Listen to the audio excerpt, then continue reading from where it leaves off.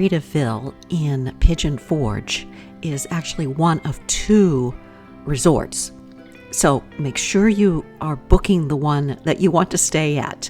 This one in Pigeon Forge is actually called Camp Margaritaville RV Resort and Lodge. I actually toured the Margaritaville in Palm Springs and did a video on it if you're interested in seeing some of the other properties. But since I had seen it, I was really excited to stay at this one in Tennessee. The room was really a perfect size, and there were 3 of us, 3 adults, but that little nook for the kids was super cute. And of course, my son said, well, this is the kids' room. I must be staying in here. Really nice shower and bathroom area, little fridge, and cooking with, microwave stuff that you do on vacation. Really everything you need. It was lovely. The colors were fun, relaxing, nicely appointed as well as decorated. Perfect.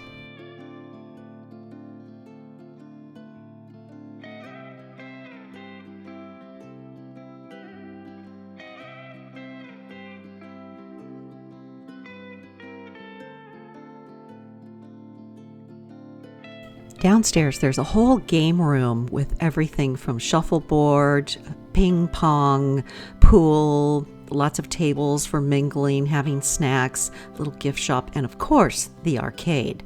And there were enough things in the arcade that we actually all had fun.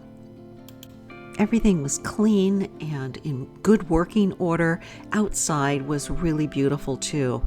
The pool area was really nice and clean. It was a little breezy the day we were there, but it was just beautiful, bright colors, very inviting. I can't say enough about this outdoor lazy river. And check out the fire pit. My understanding is that during the summer months, they have a camp guide telling stories and creating activities for all the kiddos. So this would be a fabulous place to bring your kids or your grandkids. You can see some of the RVs that are parked off to the side. They're really nice RVs, mostly snowbirds here while we are here. And then, of course, in the summertime, families camping. More fun stuff to do outside, everything from tic-tac-toe to chess, giant chess, we should say, Jenga, and ping pong. So there is no reason to get bored at Margaritaville. Just lots of fun, relaxation. Well, just about 8 miles or 18 minutes down the road is Gatlinburg. So we hopped in the car and took a beautiful drive over to the Gatlinburg town because we'd only just driven past it before and sort of checked it out. But now we wanted to really, get out and walk around. By the way, if you're curious about whether you should stay in Gatlinburg or Pigeon Forge, the national park is very close to Gatlinburg. So because it's just outside the park boundaries, that might be something to factor into where you stay. Downtown Gatlinburg. Oh, look at this thing. What's this? Oh, it's the Ripley's Believe It or Not. That's funny. September and October are 2 of the most popular months to be in Gatlinburg, and we were here midweek, so you can see there are plenty of people here. And my understanding is that during the weekends it gets really crowded. So I was really happy that, there were people to make it fun and interesting, but it wasn't overly crowded. Once again, make sure you have really good walking shoes, maybe some sunscreen, a hat, a little chair to sit down in now and then.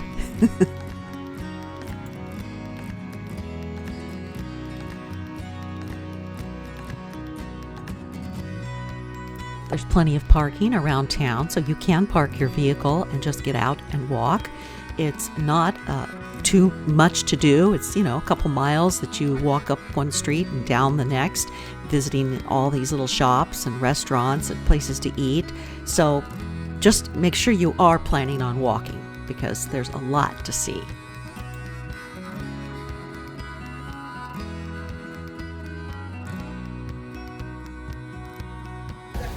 The Pepper Palace is small batch, fresh, natural ingredients and handcrafted every day. So if you're a hot sauce lover, this is a must-stop for you. They have every kind of hot sauce. The Old Smoky Candy Kitchen was whipping up their handcrafted goods, saltwater taffy. That's kind of what they're known for. And they were making it fresh and handing out samples. My kind of place. See that big tube of white and green? That's the spearmint saltwater taffy they're making. Ooh, I just want to take a big bite out of that. You can stand outside and watch the candy being made. But this guy's really sweet. He's telling them, come on in and get you some.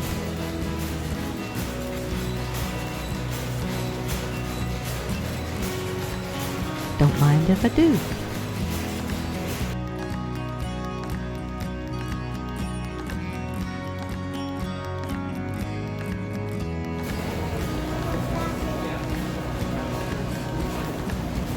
Spearmint saltwater taffy.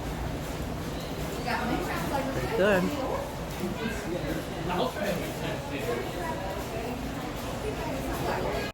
I guess it makes sense since we're still in Tennessee that there's lots of moonshine types of flavors.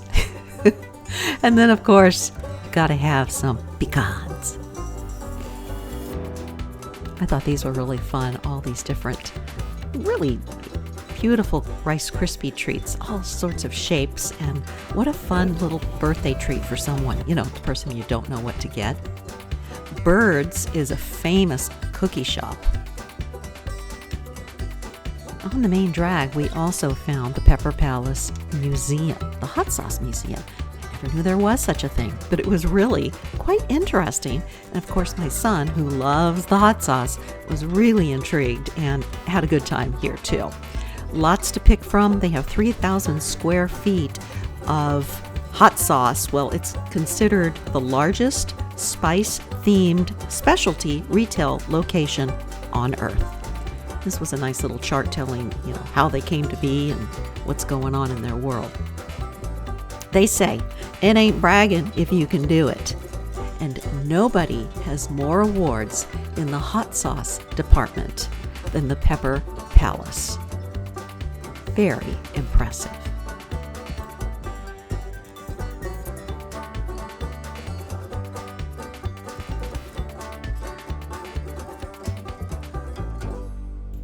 Down on the main drag, you'll find the other Margarita resort. So we thought it would be fun just to pop in and take a quick peek, see how different it was from the one we were staying at. I love it. Oh, Old Red? Old Red. One of the country guys? Yeah. If you're a fan of Blake Shelton or country music, you know about Old Red, and that's Blake Shelton's restaurant there on the main drag in Gatlinburg, where they're always serving up live music and lots of country grub. So we popped in just for iced tea and just to check it out. If you've not been to Tennessee, there is plenty to see. So we are leaving the Margaritaville Resort, which we have had a great time. So much fun here in the Great Smoky Mountains and Pigeon Forge and Gatlinburg too. So if you've never subscribed, I would love to have you, and I will see you next week. See you soon. Bye now.